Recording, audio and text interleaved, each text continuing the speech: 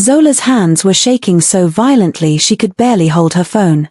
The screen glowed in the darkness of the bedroom, illuminating her face as she stared at the photograph that had just shattered her entire world. A younger Dae-Ho, maybe 21 or 22, his arm wrapped around a beautiful Korean woman with long black hair and a radiant smile. They looked happy. In love. The kind of love that made promises. The text beneath the photo burned into her retinas. Ask him about Minute He. Ask him what he did. Ask him why she's dead. Dead. Zola's chest constricted. She looked at Dae-Ho sleeping peacefully beside her, the man who just made love to her hours ago with such desperate intensity that she'd felt like the only woman in the world. The man who'd gasped you feel like heaven, like she was destroying him in the best possible way. The man she was falling in love with. Who was Minute He? And why was she dead? Her phone buzzed again. Another message. 3 p.m. tomorrow. Gangnam Boulevard Cafe. Come alone. Or everyone in Seoul learns what your husband really is. Zola's heart hammered against her ribs. She should wake him. Confront him right now. Demand answers. But something stopped her. Maybe it was the peaceful expression on his face. Maybe it was fear of what she might learn. Maybe it was the memory of how he'd looked at her just hours ago, like she was the answer to a question he'd been asking his whole life. She made a decision. She wasn't going to that cafe. She wasn't going to let some anonymous messenger control her narrative. If her husband had secrets, he was going to tell her himself. Right now. Dae-Ho. She shook his shoulder firmly.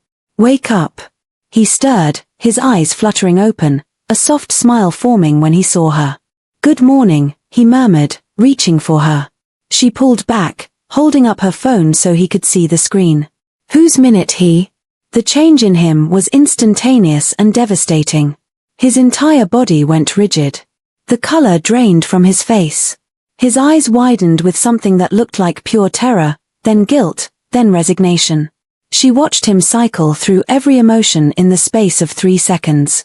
Where did you hear that name? His voice came out strangled, barely above a whisper. Answer the question. Zola's hands were shaking but her voice was steady, stronger than she felt. Who is Minute He? And why is she dead? Dae-Ho sat up abruptly, running his hands through his hair, gripping it like he wanted to pull it out. For a long moment, he said nothing. Just sat there, breathing hard, his jaw clenched so tight she could see the muscles jumping beneath his skin. Tell me, she demanded, her voice rising. Right now. Or I walk out that door and you never see me again. I swear to God, Dae-Ho, I will leave and you'll spend the rest of your life wondering where your wife and she stopped herself before saying child because she didn't know yet, didn't know about the tiny life growing inside her. Tell me the truth. She was my girlfriend. The words came out barely above a whisper, like saying them louder would make them more real. My first love. In college. We were together for 2 years. Zola's stomach dropped, a physical sensation like falling. And she died. 7 years ago. His voice cracked, splintered into pieces. Because of me. The room tilted. Zola gripped the edge of the bed to steady herself, her knuckles going white. What did you do? Dae-Ho stood up, pacing like a caged animal, back and forth, his movements jerky and desperate. I need you to understand, I was 21. I was stupid and scared and weak and... What did you do? She bit off each word like a bullet. He stopped pacing and turned to face her, and she saw tears filling his eyes, spilling over, tracking down his face. She got pregnant. Zola's hand instinctively went to her own stomach, a protective gesture she didn't even realize she was making. Pregnant. We'd been together for 2 years. We were in love. We had plans. We were going to get married after graduation, start a life together. But we were students. I wasn't running the company yet. I had no money of my own, nothing that wasn't controlled by my family. He was talking faster now, the words tumbling out like he'd been holding them in for 7 years and the dam had finally broken. My grandmother found out about the pregnancy. I don't know how, she had spies everywhere, she always knew everything. She called me to her house and she said if I didn't end it, if I didn't walk away from Minute He and the baby, she'd disown me. Cut me off completely. I'd lose everything. The company. The inheritance. Everything my grandfather built. She said I was throwing away my future for a poor girl who was trying to trap me. So you chose the money. Zola's voice was flat, dead, already knowing the answer. I chose wrong. Tears were streaming down his face now, unchecked. I gave Minute-He money. Told her to take care of the pregnancy. Told her I couldn't be a father. Couldn't be with her anymore. That it was over. Then I blocked her number. Changed my phone. Refused to see her when she came to my apartment. I ran away like a coward. And she died. It wasn't a question. She went to some cheap clinic because that's all the money I gave her could afford. I gave her enough to make the problem go away but not enough to do it safely. His voice broke completely, dissolved into ragged breathing. There were complications during the procedure. She hemorrhaged. By the time they got her to a hospital, she'd lost too much blood. She died on the operating table. Alone. Scared. Heartbroken. Because I abandoned her. Because I chose money over the woman I loved and the child we created. The room was silent except for the sound of Dae-Ho's ragged breathing and Zola's heart pounding so loud she could hear it in her ears. She felt like she was going to be sick, actually physically sick. So when you married me, she said slowly, carefully, each word deliberate, when you touched me, when you made love to me, when you told me I made you feel things you'd never felt before. That was true. He moved toward her desperately but she held up her hand, stopping him cold. Zola, that was all true. What I feel for you is real. It's the most real thing I've ever felt. But yes, I'd felt something before. With Minute-He. And I destroyed it. I destroyed her. I've lived with that guilt every single day for 7 years. It's why I became so cold. So controlled. So emotionless. I couldn't let myself feel anything because feeling meant remembering what I'd done.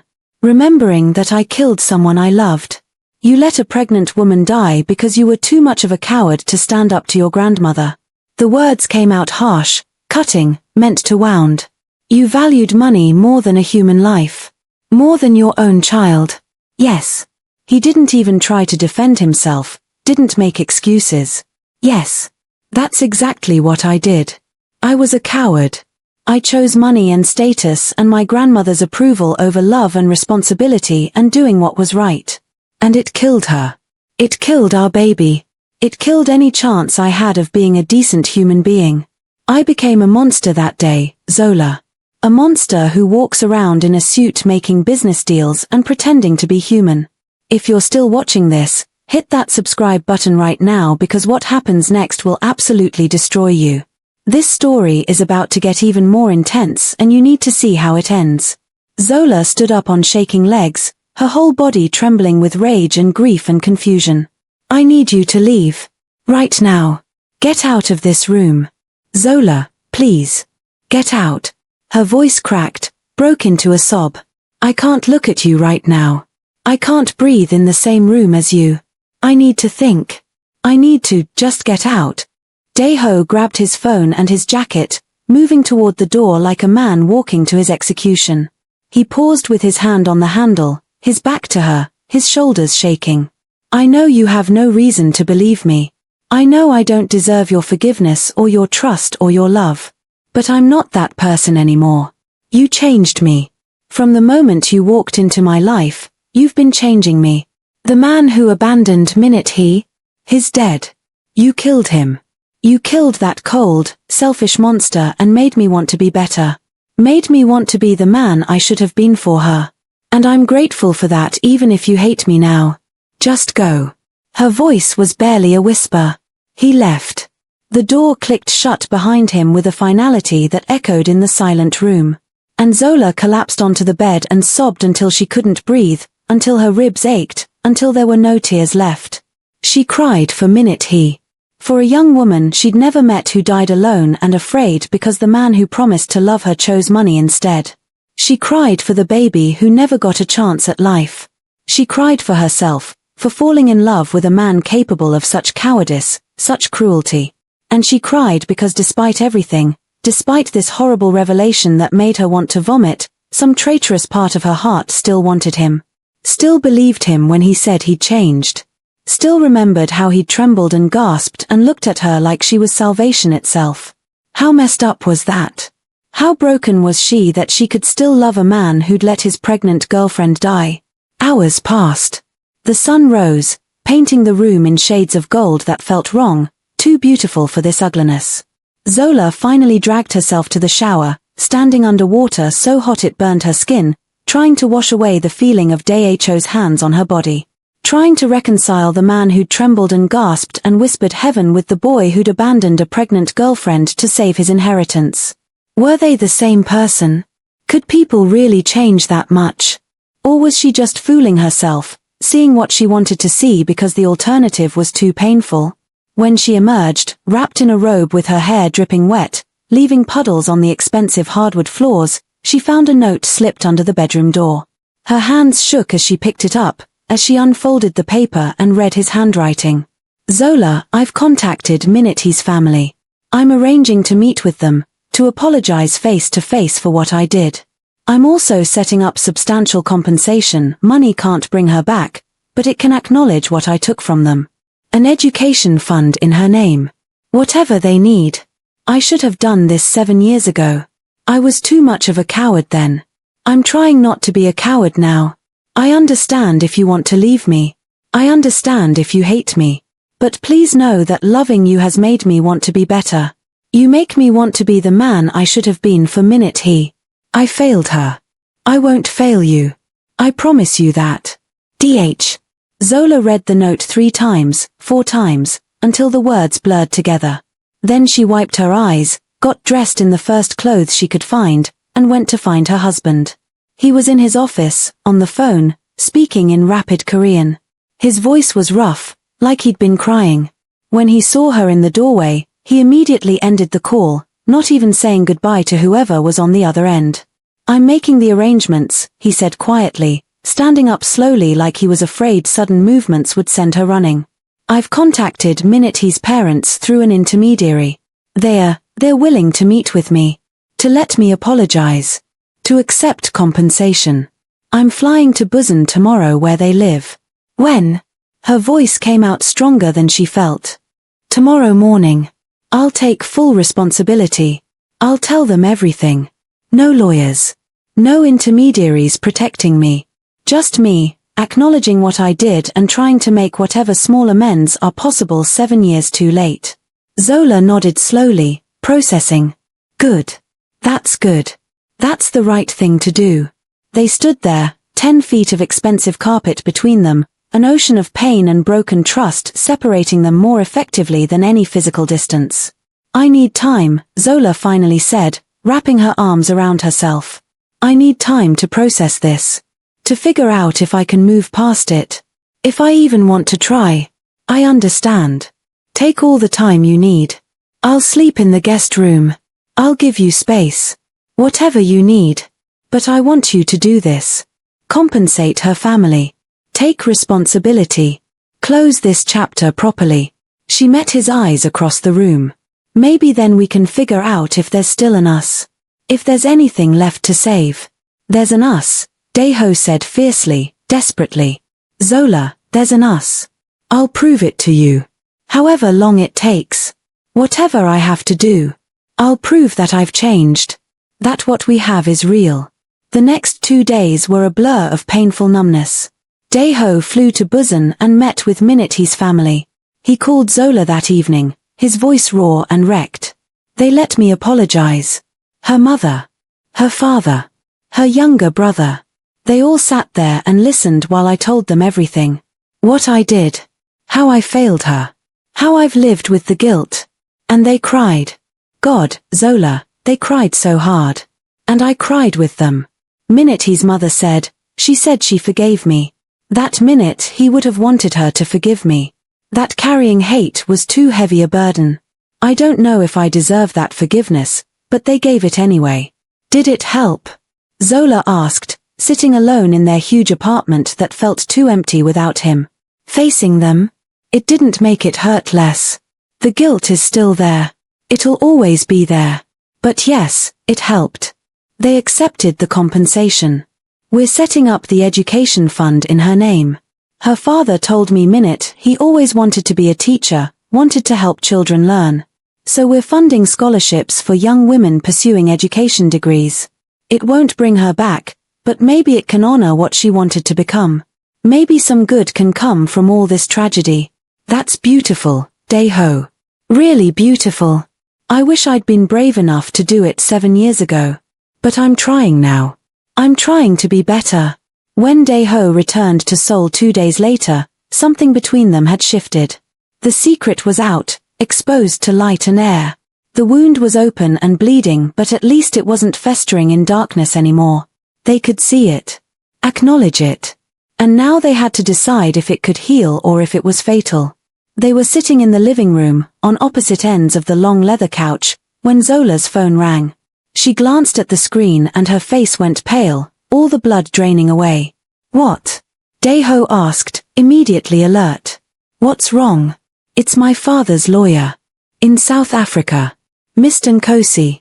She answered the call, putting it on speaker so Dae-Ho could hear. Hello. Mr. Nkosi? Mrs. Kang. The man's voice was grave, heavy with bad news. I'm sorry to call with this news. We have a serious problem with your father's company. Dae-Ho watched Zola's face transform from confusion to horror to pure panic as she listened. What do you mean hostile takeover? How is that possible? My father's shares were protected by the trust he set up. She listened, her hand gripping the phone so hard her knuckles turned white, bones visible beneath brown skin. The partners are claiming what? That's a lie. My father would never sign those documents. He built that company from nothing, it was his legacy. He would never agree to sell. More listening. Dae-Ho could hear a man's voice on the other end, urgent and worried, though he couldn't make out the specific words. How long do we have? Zola's voice was rising, panic bleeding through. 3 weeks. That's not enough time to fight this properly. I don't even know where to start. I don't have lawyers there. Her voice broke completely, cracked into pieces. Okay. Thank you for calling. I'll figure something out. I have to. It's all I have left of my father. She hung up and sat there, staring at nothing, her face blank with shock. Zola. Dae-Ho moved closer, carefully, like approaching a wounded animal. What happened? My father's company. Her voice was hollow, empty, like someone had scooped out her insides. The partners he worked with, the men he trusted with his business, are claiming he signed over majority shares before he died. They're saying he agreed to sell the company to them for a fraction of what it's worth. But that's impossible. My father would never sell. He built that company from nothing. Started with 1 truck making deliveries and built it into the biggest logistics company in Johannesburg. She looked at Dae-Ho with panic in her eyes, terror and helplessness. They're stealing it. They're stealing everything my father worked for his entire life. And I don't know how to stop them. I don't have the resources. I don't have lawyers in South Africa. I don't even know where to begin. Let me help. The words came out immediately, without thought. How? You're in Seoul. The company is in Johannesburg. The legal system there is completely different from here. The culture is different. The business practices are different. You can't just. Let me fly to South Africa. Dae-Ho moved to kneel in front of her, taking her hands in his, gripping them tightly. Let me go there and fight for your father's company. I have lawyers who specialize in international business disputes. I have resources. Connections with courts all over the world. Let me do this. Why would you do that? She was searching his face, looking for the catch, the angle, the selfish motivation. Why would you fly halfway around the world to fight my battles? Because 7 years ago, when someone needed me, when he needed me, I ran away. His voice was fierce, intense, burning with determination. I chose money and safety and my own comfort over doing the right thing. Over being there for someone I loved. And a woman died because of my cowardice. I won't make that mistake again. Your father saved my grandmother's life. Took 3 bullets that were meant for her. His company deserves protection. His legacy deserves to be honored. And you, his voice softened, filled with emotion. You deserve to see that I've changed. Not through words. Not through promises. Through action. Through being there when you need me instead of running away. Zola searched his face for a long moment, her dark eyes wet with tears. If you go, you'll be fighting corporate battles in 2 countries. The company here won't run itself. Your board will be angry. Minitsu will probably try to make moves while you're gone. You'll be exhausted. Stretched too thin. I don't care. Let me prove to you that I'm not that coward anymore. That I'm not the boy who abandoned Minit-he. Even if you leave me after this, even if you decide you can't forgive me, I need you to know that I tried. That I chose right this time. That I chose you and what matters to you over everything else. She was quiet for a long moment, tears streaming down her face. Then she nodded slowly. Okay. Go. Save my father's company. Show me who you really are now. Dae-Ho booked a flight for that night, the soonest he could get on a plane. While he packed, his phone kept buzzing constantly with urgent messages from his Seoul office. Problems that needed his attention. Deals that were falling apart. Shareholders demanding meetings. Sir, you can't leave right now, his assistant pleaded over the phone, her voice high with stress. The merger with Hansung Industries needs your signature by Friday or we lose the deal. The shareholders are demanding an emergency meeting about the leaked product plans. If you fly to Africa right now, we'll lose millions. The board will be furious. Minitsu is already making noise about you being distracted and unfit to lead. Then we lose the deal. Dae-Ho's voice was calm, decided, absolutely certain. Reschedule everything. Cancel all my meetings. I'll deal with the consequences when I get back. But sir, this isn't a discussion. I'm going. My wife needs me and I'm not abandoning her. Tell the board whatever you want. I don't care. He hung up. He turned to find Zola watching him from the doorway, her expression unreadable. You're really doing this, she said quietly. You're really choosing my father's company over your own business. Over millions of dollars in deals. I'm choosing you. He zipped his suitcase closed with finality. And what matters to you matters to me. More than any amount of money. Something in her expression softened, cracked open. She walked over and wrapped her arms around him, holding him tight. For the first time since learning about Minit-he, she initiated contact, chose to be close to him. Come back to me, she whispered against his chest, breathing in his scent. Always. I promise. He held her like he was memorizing the feeling. Always. Dae-Ho left for the airport. And Zola was alone again in the too quiet apartment, her mind spinning with everything that had happened. Her husband had let his pregnant girlfriend die. But he was also flying halfway around the world to save her father's company, risking his own business to do what was right. Which version of him was real? Could both be true? Could people really change that fundamentally? She was so lost in thought, pacing the living room obsessively, that she almost didn't notice the nausea. It hit her suddenly, violently, out of nowhere. She barely made it to the bathroom before she was vomiting, her whole body heaving. When it finally passed, she sat on the cold tile floor, sweating and shaking and feeling like she'd been hit by a truck. Stress. It was just stress. Everything happening was too much. Her body was reacting to the emotional overload. That's all it was. She dragged herself back to bed and spent the next 3 days in a fog. Dae-Ho called from Johannesburg every few hours with updates. He'd met with the lawyers. Discovered the documents claiming her father agreed to sell were obvious forgeries. Was building a case to prove fraud. It was going to be a fight, but he thought they could win. He sounded confident. Determined. Alive in a way she'd never heard him before. How are you? He asked during one late-night call. His voice sounded exhausted. You sound tired. Are you taking care of yourself? I'm fine. Just worried about you. Are you sleeping at all? A few hours here and there. I'm managing. Don't worry about me. But she did worry. She could hear the exhaustion in his voice, could imagine him running himself into the ground fighting her battle while his own business fell apart back in Seoul. Meanwhile, back in Korea, Dae-Ho's cousin Minitsu was making moves. questioning Dae-Ho's leadership to anyone who would listen, suggesting to the board that perhaps someone more focused, someone who actually prioritized the company, should take over while Dae-Ho was distracted by personal matters. Zola heard about it through Dae-Ho's assistant, who called her in a barely controlled panic. "Mrs. Kang, I'm sorry to bother you, but you need to know what's happening. Minitsu is staging some kind of coup. He's convinced 3 board members to side with him. He's saying Mr. Kang is unfit to lead because he's abandoned the company for personal reasons. If Mr. Kang doesn't return soon, tell Minitsu to back off," Zola said sharply, with more confidence than she felt. "My husband will deal with him when he returns." But the knot of worry in her stomach tightened.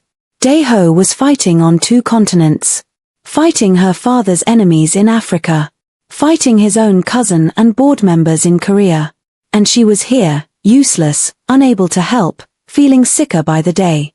On the 4th day after Dae-Ho left, Zola dragged herself to his office building. She needed to pick up some documents he'd asked her to scan and send to his lawyers in South Africa. She was in the elevator, alone, heading up to his office on the 63rd floor, when the nausea hit again. Worse this time. So much worse. The world tilted sideways. Her vision went black at the edges, tunneling down to a pinpoint. She reached desperately for the elevator wall to steady herself, but her hands wouldn't cooperate, wouldn't do what her brain was telling them to do. She heard herself make a small sound, half gasp, half whimper, and then she was falling, the floor rushing up to meet her. She hit the elevator floor hard. Pain exploded through her shoulder where she landed. The last thing she saw before everything went dark was the elevator doors sliding open, someone screaming her name, hands reaching for her, and then nothing. Just nothing. Drop a comment right now telling me if you think Zola's going to be okay, because what happens next when she wakes up changes everything. I need to know you're paying attention. She woke up to beeping. Steady, rhythmic beeping that matched her heartbeat. Hospital sounds. Hospital smells, that distinctive combination of antiseptic and flowers, and something underneath that smelled like fear and death. She tried to open her eyes, but they felt glued shut, too heavy. "Mrs. Kang? Can you hear me?" A woman's voice. Professional. Calm. Korean accent. Zola managed to force her eyes open, blinking against the harsh fluorescent lights. A nurse in blue scrubs stood beside her bed, checking an IV that was attached to her arm. "Welcome back. You gave everyone quite a scare. What happened?" Her voice came out as a croak, her throat desert dry. "You collapsed in an elevator at Kang Tower. One of the security guards found you unconscious. You've been out for about 6 hours. The nurse smiled gently. "We ran a full panel of tests to find out what caused the collapse." 6 hours. Oh God. My husband, does he know? Someone needs to call him. He's in South Africa, Anne. We've been trying to reach him. There's a time difference and apparently he's been in meetings with lawyers. But we'll keep trying. The nurse adjusted her IV, checking the flow. "Mrs. Kang, I need to ask you something. When was your last menstrual period?" "What?" Zola's mind felt foggy, slow. "Why are you asking me that?" "Because we ran a comprehensive panel of blood tests when you came in. We needed to rule out various causes for the collapse: blood sugar, thyroid function, anemia, pregnancy." "I'm not pregnant." Zola said it automatically. "I can't be pregnant. I would know if I was pregnant. I don't have any symptoms." The nurse's smile widened, became knowing. "Mrs. Kang, according to your blood work, you're approximately 14 weeks pregnant. You're in your 2nd trimester." The world stopped. Actually stopped. The beeping of the monitors, the hum of the fluorescent lights, the distant sounds of the hospital corridor, all of it faded into static, into nothing. "I can't be 14 weeks pregnant. That's impossible. I would know. I would have symptoms. Morning sickness. Tender breasts. Something. Some women don't show obvious symptoms early on. It's called a cryptic pregnancy. Your body doesn't display the typical signs until later. It's rare, but it happens." The nurse pulled up a chair and sat down, her expression kind. "The baby is fine, by the way. Healthy heartbeat. Good size for gestational age. But you collapsed from a combination of severe stress, dehydration, and low blood pressure. All common in pregnancy, especially when the mother doesn't know she's pregnant and isn't taking prenatal vitamins or extra care. Zola's hands went to her stomach, flat and unchanged beneath the hospital gown. 14 weeks. That meant it happened around the wedding. Around those first few confusing days when she and Dae-Ho had stopped being strangers and started being something else. When he'd trembled and gasped and whispered heaven like she was unmaking him. When they'd made love like they were trying to consume each other. She was pregnant with his baby. She was pregnant with the baby of a man who'd abandoned his pregnant girlfriend 7 years ago. Who'd chosen money over a woman and child. Who'd let he die alone and afraid. Oh God, what was she supposed to do with this? Mrs. Kang, are you alright? Do you need me to call someone? Family? Friends? The nurse looked concerned. My husband. Please keep trying my husband. He needs to know she couldn't finish the sentence. Couldn't say pregnant out loud because that would make it real. They did keep trying. It took 2 hours, endless failed calls, increasing desperation, before someone finally reached Dae-Ho. The nurse handed Zola the phone and she heard his voice, frantic and wrecked. Zola. He sounded terrified. What happened? Are you hurt? They said you collapsed in an elevator. Are you okay? Please tell me you're okay. I'm okay. She was crying now, tears streaming down her face unchecked. I'm okay. The baby's okay. Silence. Complete, total silence on the other end of the line. For a moment she thought the call had dropped. Dae-Ho. Baby. His voice cracked, shattered into pieces. You're pregnant. 14 weeks. I didn't know. I didn't have any symptoms. But Dae-Ho, I collapsed and they ran tests and she was sobbing now, couldn't hold it back anymore.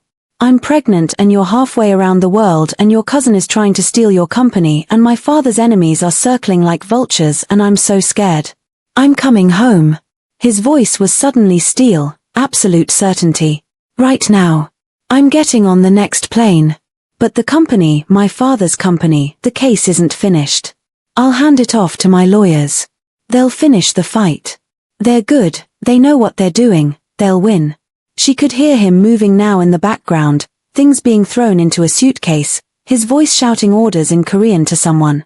But I'm coming home to you. To our baby. You're more important than any company. Than any amount of money. I'm coming, Zola. Stay in the hospital. Don't move. Don't stress. I'll be there in 18 hours maximum. I'm coming. He hung up. And Zola lay there in the hospital bed, one hand on her flat stomach where a baby was growing, a baby she hadn't even known about, a baby that changed everything and cried until she had no tears left. Dae-Ho made it back in 16 hours. He must have chartered a private jet, paid a fortune for the fastest route possible, broken every rule to get there that quickly.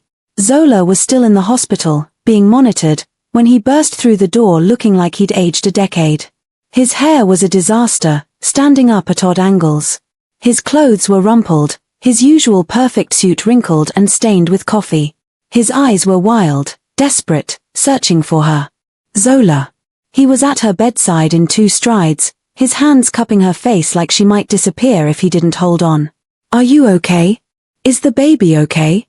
Tell me everything. We're both fine. They're just keeping me for observation.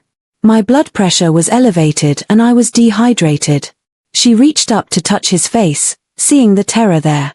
Dae-Ho, you didn't have to come back so fast. You could have finished. Are you insane? He pressed his forehead against hers, his breathing ragged. You're pregnant. You collapsed. You could have died. Nothing else matters. Nothing. The company in Africa can burn to the ground for all I care.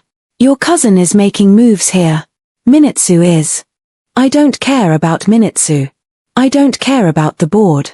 I don't care about any of it.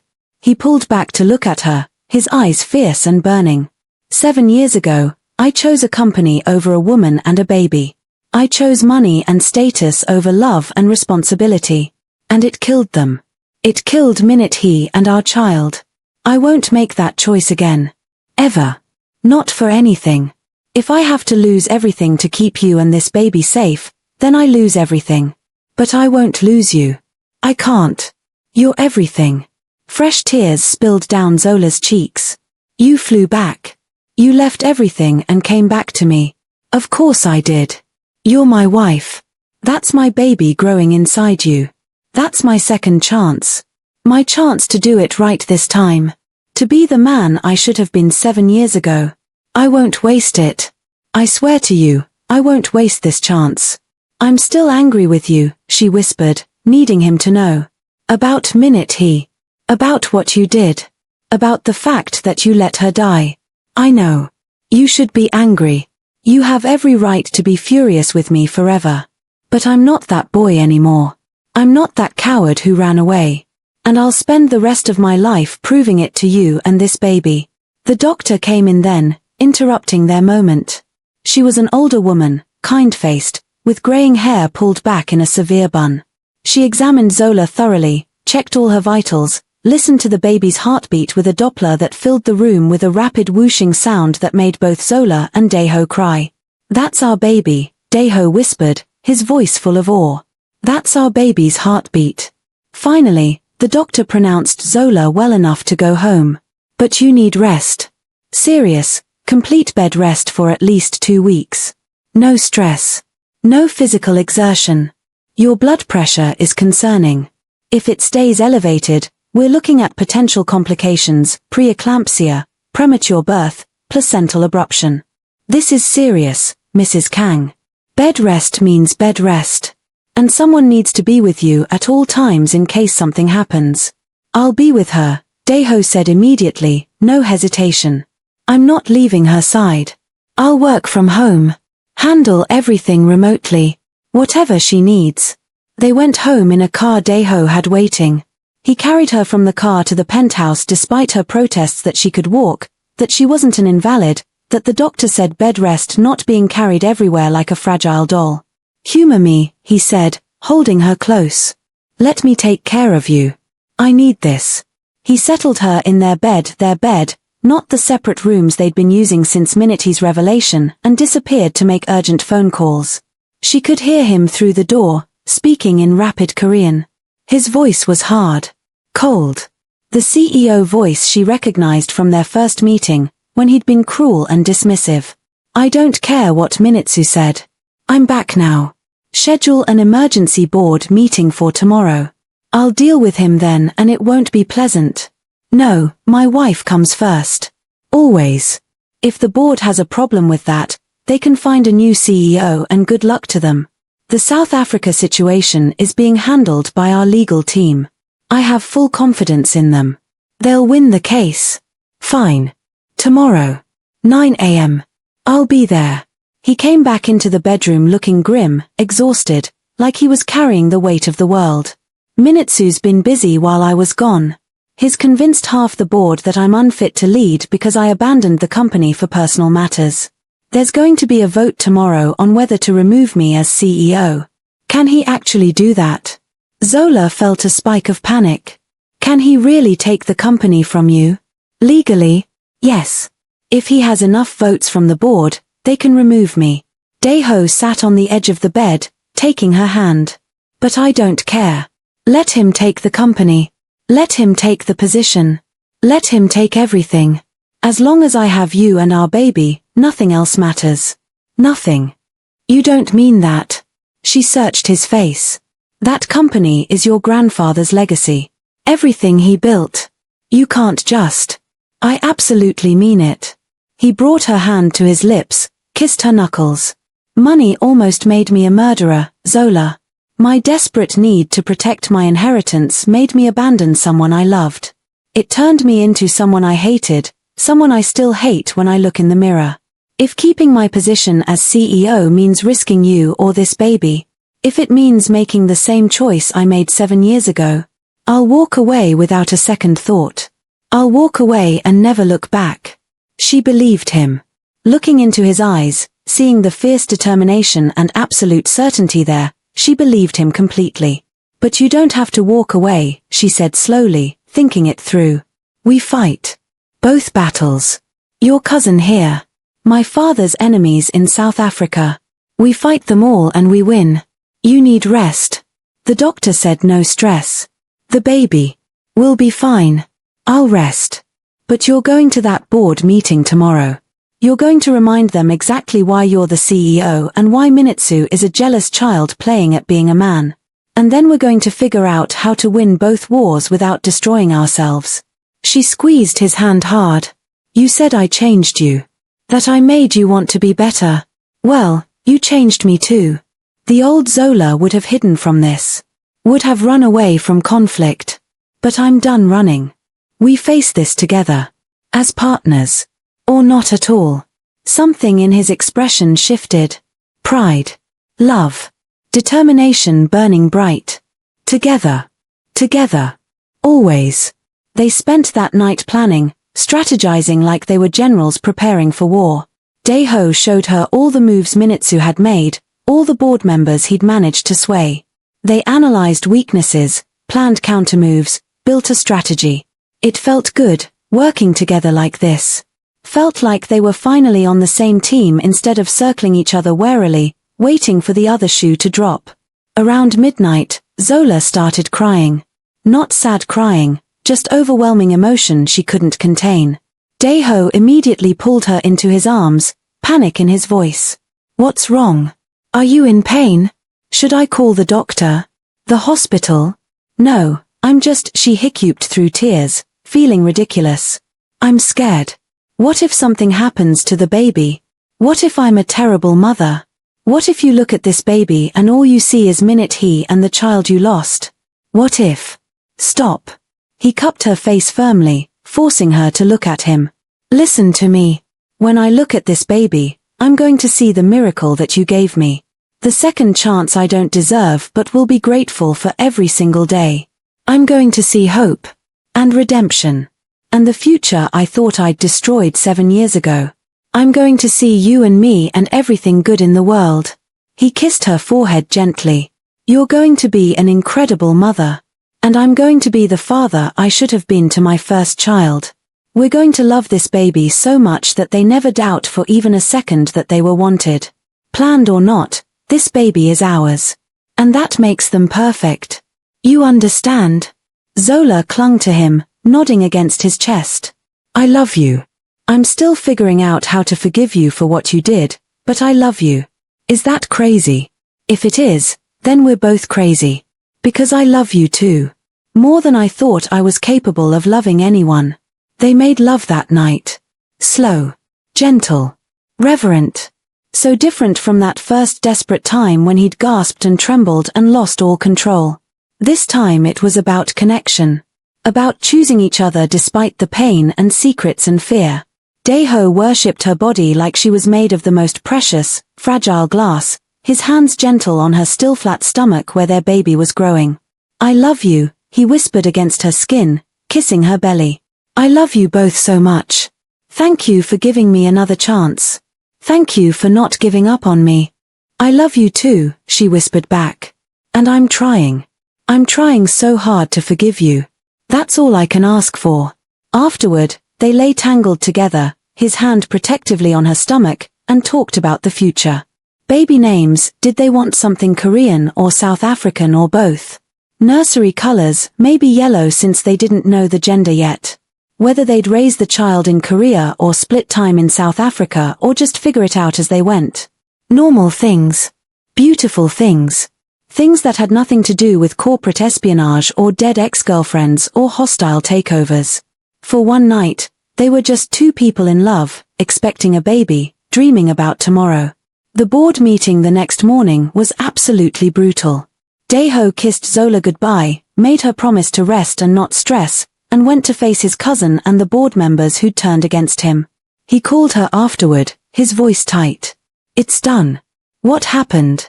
Minitsu was well prepared. He presented his case against me that I'd abandoned the company for weeks, that critical deals had fallen through, that shareholders were nervous about my priorities. He made a compelling argument that I was unfit to lead. Dae-Ho paused. But I was more prepared. What did you do? I gave them evidence that while I was gone, Minutsu had approached 6 of our competitors and offered them insider information about our upcoming projects.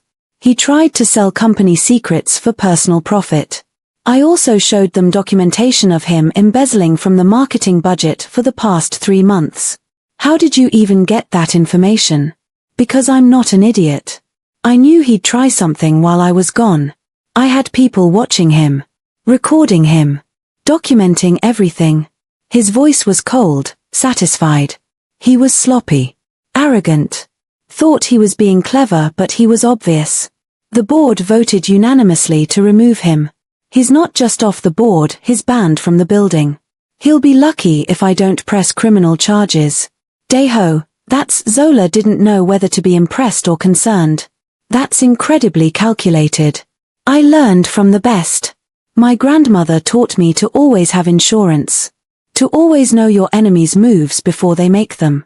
He sighed. The company's secure. For now. But Zola, I'm so tired. I'm fighting on 2 continents and I don't know how much longer I can keep this up. Come home. Rest. We'll figure out the South Africa situation together. I will. Soon. But it wasn't soon. Over the next 2 weeks, Dae-Ho barely slept. He was on calls at 3 a.m. with lawyers in Johannesburg.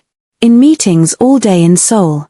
Fighting battles on 2 continents simultaneously, just like Zola had warned. His exhaustion became visible, impossible to hide. Dark circles under his eyes like bruises. Weight dropping off his already lean frame until his clothes hung loose. His hands shaking from too much coffee and too little sleep. Zola watched him slowly destroy himself and felt helpless. She wanted to help, but the doctor had ordered strict bed rest. Her blood pressure was still elevated. Any stress could trigger complications that could hurt the baby. So she lay in bed, growing their child, while her husband fell apart trying to protect their future. One night, around 2 a.m., she woke to find him sitting at his desk in the corner of their bedroom, head in his hands, shoulders shaking. She got up against doctor's orders, against common sense, and went to him. Dae-Ho. He looked up and his eyes were red, swollen. He'd been crying. Actually crying, something she'd only seen him do once before. I can't do this, he whispered, his voice wrecked. I can't fight everyone on every front. I can't protect everything. I'm failing. I'm failing you, I'm failing the companies, I'm failing our baby before they're even born. You're not failing. She knelt in front of him awkwardly, her body already starting to change from pregnancy. You're exhausted. You're one man trying to fight an army. But you don't have to do it alone anymore. You need to rest. The baby needs you to rest. The baby is fine. I'm fine. But you're not. She stood up, pulling him with her. Come on. We're going to bed. Everything else can wait until morning. The lawyers can handle things for one night. The world won't end if you sleep. I have a call with the Johannesburg team in 3 hours. Cancel it. They can wait. She led him firmly to the bed. You're no good to anyone if you collapse. Remember what you told me in the hospital? That I'm more important than any company? Well, you're more important to me than any of this. We're in this together, remember? That means you let me take care of you too. She made him lie down, started running her fingers gently through his hair the way he liked. He resisted for about 30 seconds, tried to argue that he had work to do, obligations, responsibilities. Then his body gave up, surrendered, melted into the mattress like he'd been holding himself rigid for weeks and finally let go. I'm so tired, he admitted, his voice small. So fucking tired. I know, baby. I know. I keep seeing her. In my dreams. She's asking me why I didn't save her. Why I didn't fight for her the way I'm fighting for you. Why she wasn't worth this kind of effort. His voice broke completely. And I don't have an answer.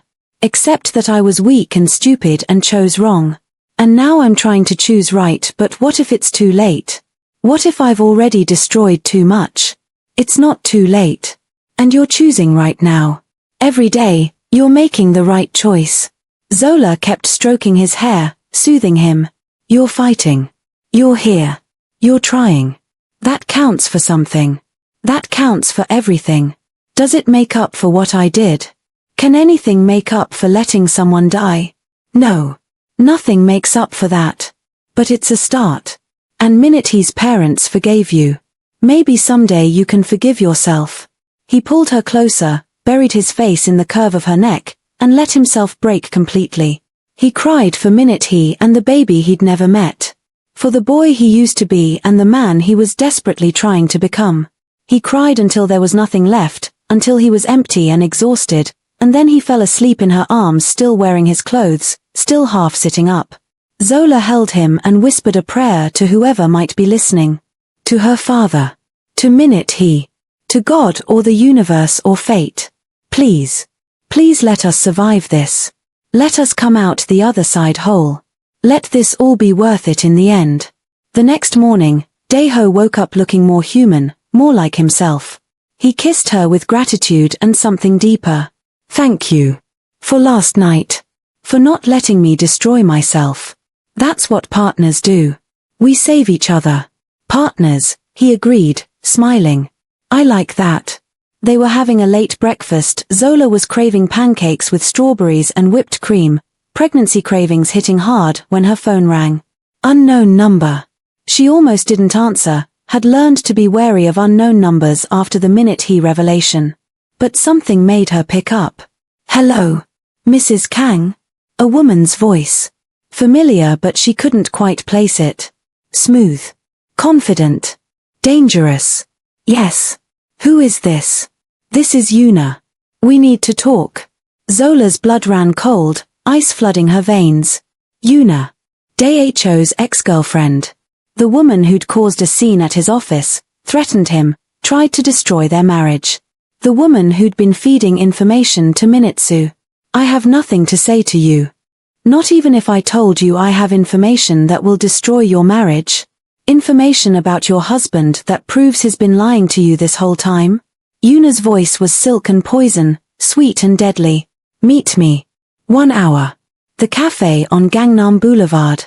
Come alone or I'll make sure every media outlet in Seoul knows every dirty secret the Kang family has been hiding. She hung up. Dae-Ho saw Zola's face go pale, saw the way her hand was shaking. What happened? Who was that?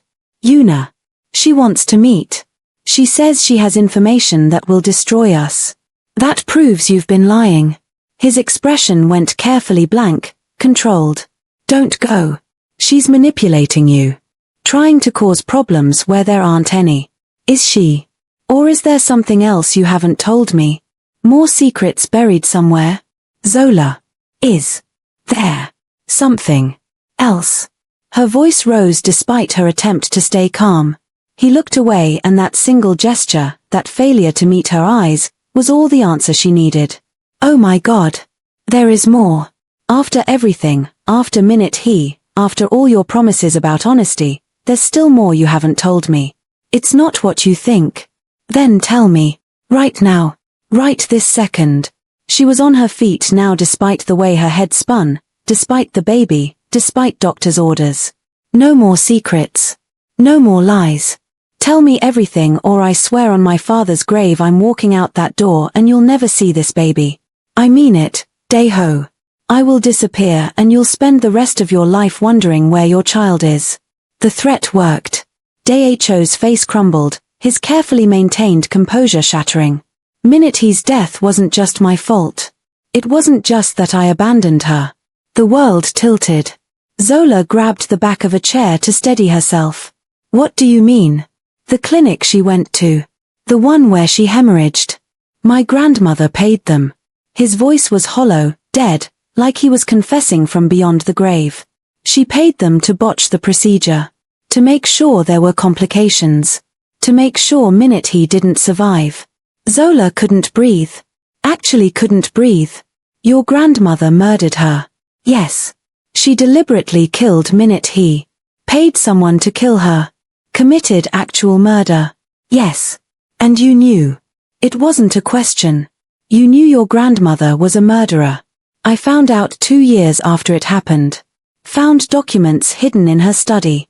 Bank transfers to an offshore account belonging to the clinic director. Communications arranging the payment. My grandmother was sloppy in her old age, or maybe she wanted me to find them eventually. I don't know. He finally met her eyes and she saw devastation there. I confronted her. She didn't even deny it. Said she did what was necessary to protect the family. To protect me. That minute he would have ruined my life, dragged me down, destroyed my future. That it was a mercy. A mercy. Zola's voice was flat. She calls murdering a pregnant woman a mercy. My grandmother saw the world differently than other people. She saw people as assets or liabilities. Minute he was a liability. So she eliminated her. And you didn't tell anyone. Didn't go to the police. Didn't seek justice for the woman you claimed to love. You just, what? Covered it up. Went on with your life. Minute he was already dead. My grandmother was dying.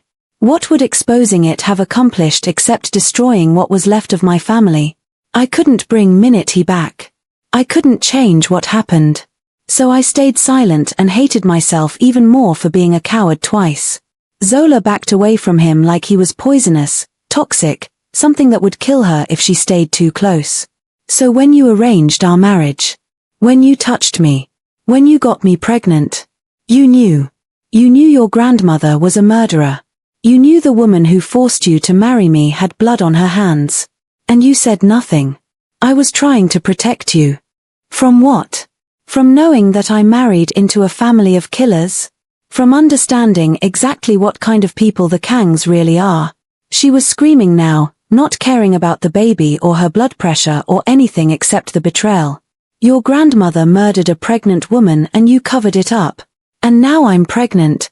I'm carrying the child of a man who comes from a family that kills inconvenient pregnant women. I would never hurt you. Never.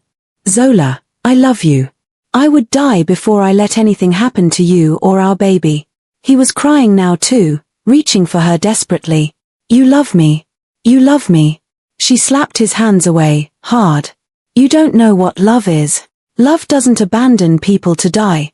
Love doesn't cover up murder. Love doesn't lie for years and only tell the truth when forced. Love doesn't. She grabbed her purse from the table. Her phone. Her keys. Where are you going? Panic flooded his voice. To meet Yuna. Because apparently she's more honest than my own husband.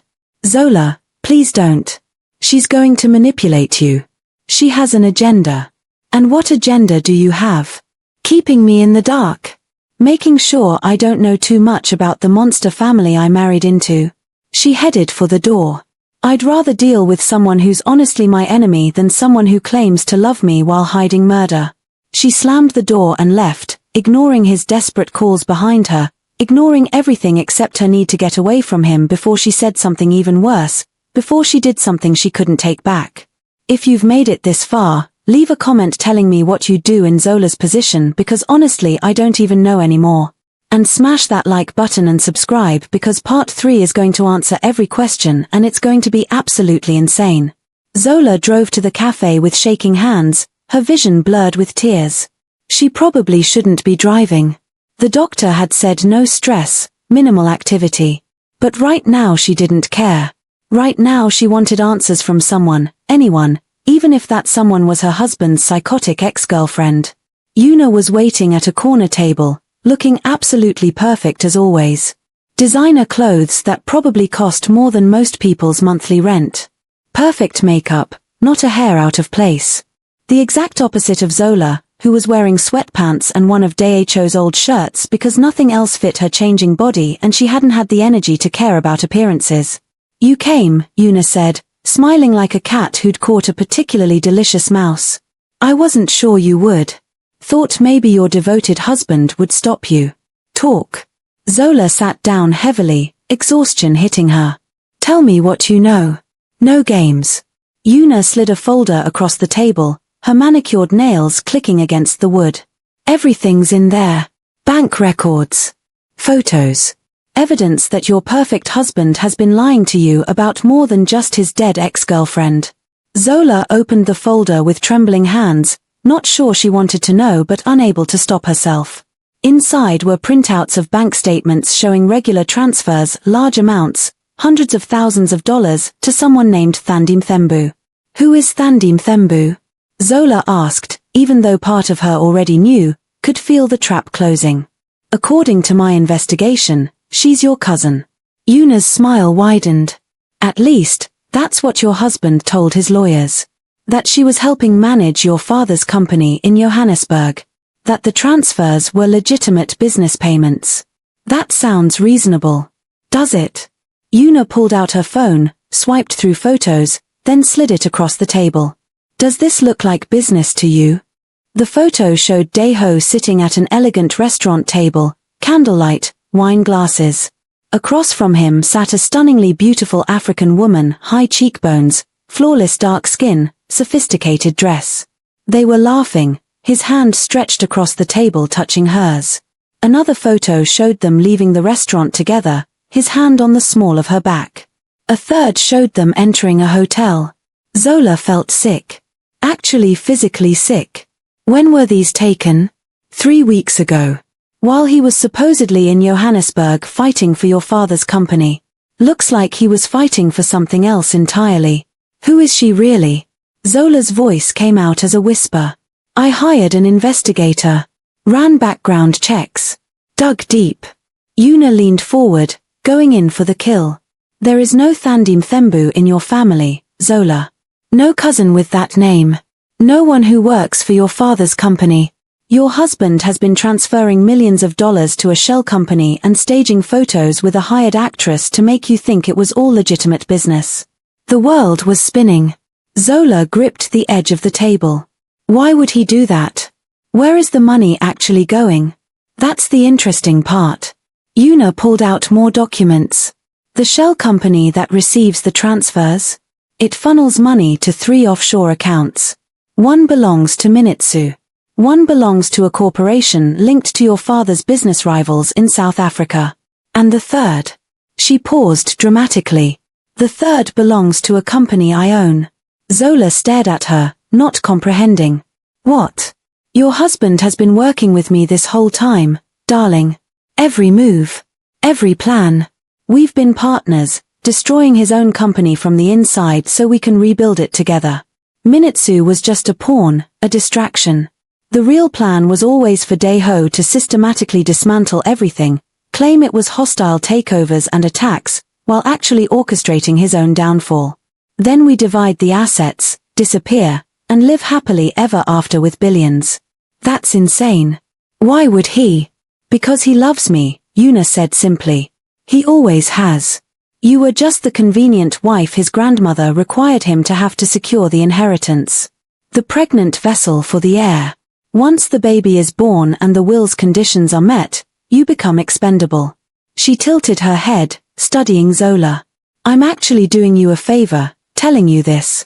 Now you can leave before he destroys you too. Zola stood up on shaking legs. You're lying. You have to be lying.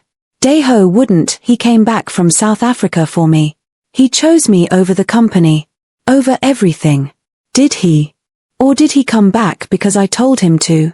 Because it was part of the plan? Yuna's smile was cruel. Think about it, Zola. Really think. A man who abandoned one pregnant girlfriend suddenly becomes devoted to another. A cold CEO suddenly loves his arranged marriage wife. It's all performance. All calculated. And you fell for every second of it.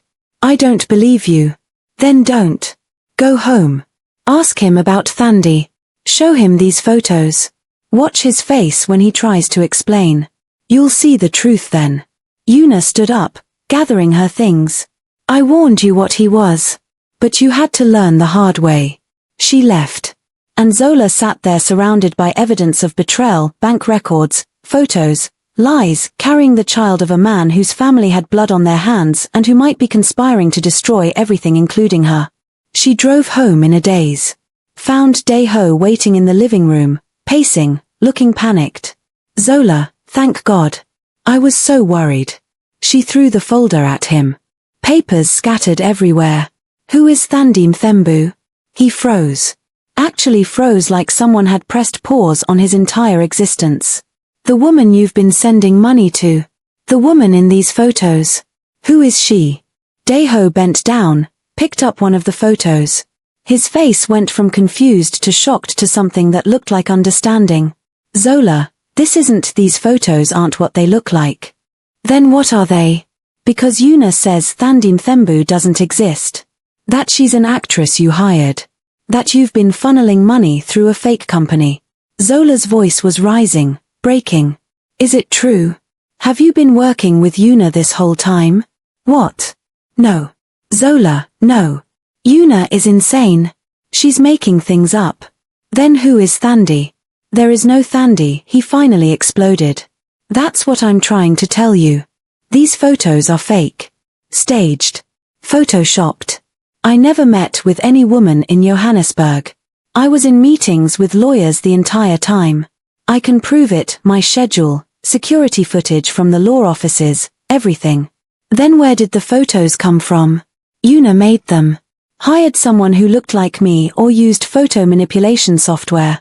She's been planning this for weeks, trying to destroy us. Don't you see? This is what she does. She creates evidence.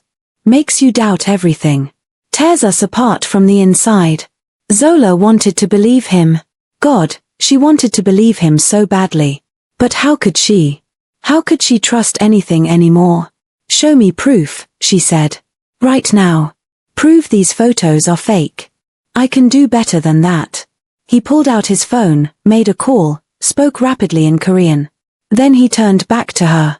There is no Thandi Mthembu. I'm going to prove it right now. What's your mother's maiden name? What? Why? Just tell me. Your mother's maiden name. Kumalo. Why?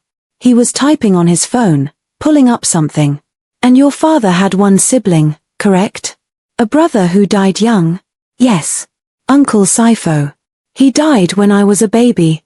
No other siblings. No cousins named Mthembu. Mthembu was my father's name. My mother's family is Kumalo. I don't have any cousins named Mthembu. We're not a huge family. She paused, realization dawning. Oh my God. There is no Thandi. There's no Thandi, he confirmed. Yuna invented her. Created a fake person with your family name to make it believable. She thought you wouldn't question a cousin you'd never mentioned because she assumed you had extended family you didn't talk about. But the bank transfers are probably real. But they're not going to any cousin of yours. They're going to accounts Yuna controls. She's been embezzling from my companies for months, creating fake vendors, fake consultants. I've been tracking it since I found the first discrepancy 2 weeks ago. I was building a case against her, but she moved faster than I expected. He pulled up security footage on his tablet, showed her time-stamped video of him in law offices, in meetings, in hotel rooms, alone, always alone. These are from Johannesburg. Every day I was there. No mysterious woman. No romantic dinners. Just me working 18-hour days trying to save your father's company. Zola felt like she was going to collapse. She made it all up. The photos, the cousin, all of it. Yes. She's desperate. We destroyed Minitsu's coup attempt. We're winning in South Africa. She's losing control and this was her last play, turn you against me. Make you believe I was betraying you just like I betrayed Minit. I almost fell for it. Zola sank onto the couch, her legs giving out. I almost believed her. You had reason to. I've lied to you before. About Minit. About my grandmother. I've broken your trust. He knelt in front of her, taking her hands. But I'm not lying now. There is no other woman. There's no conspiracy with Yuna. There's just me, trying desperately to protect you and our baby while fighting enemies on every side. Why didn't you tell me about the embezzlement? About tracking Yuna? Because you needed rest. Because the doctor said no stress. Because I was trying to handle it myself.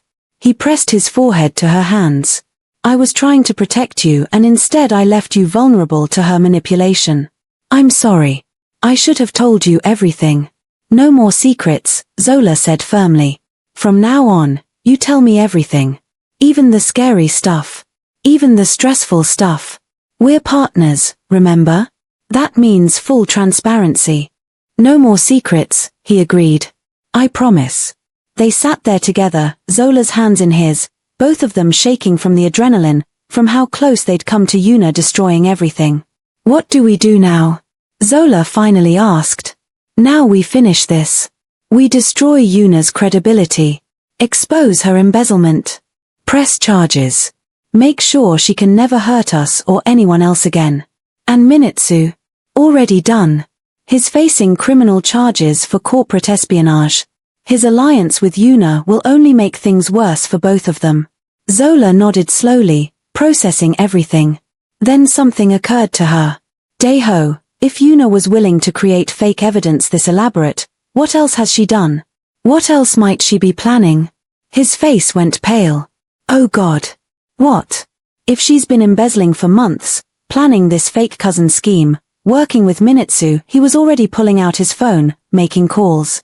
She has access to a lot of information. Personal information. Financial records. She knows where we live. She knows about the baby.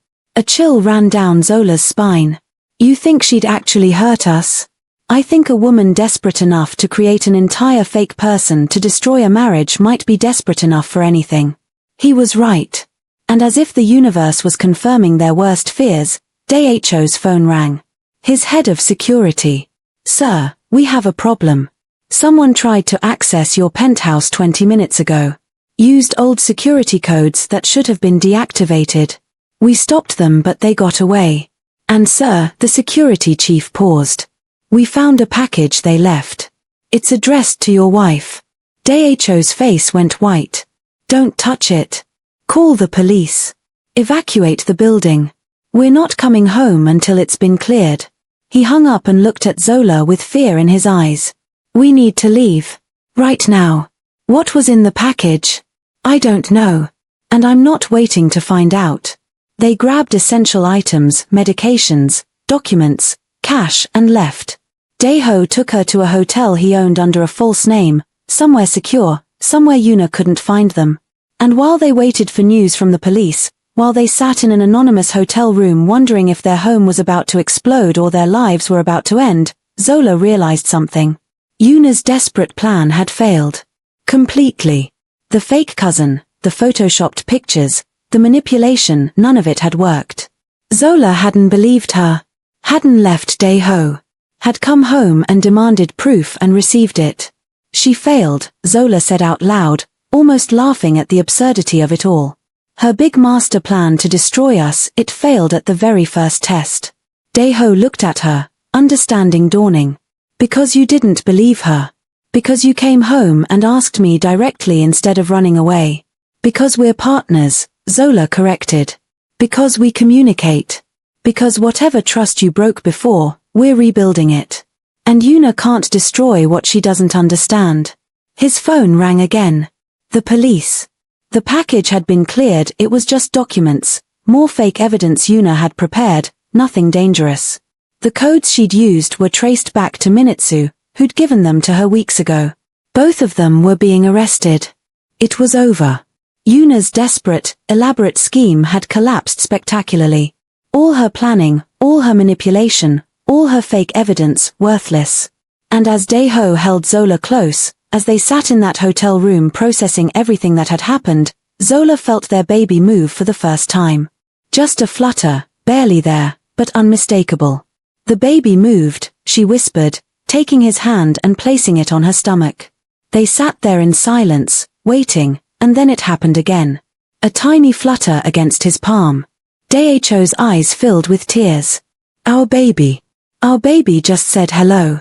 They're telling us everything's going to be okay, Zola said, smiling through her own tears. That we survived the worst and now we get to live. I love you, he whispered. I love you both so much. I love you too. And I'm done being angry. Done being scared. Yuna tried to destroy us and failed.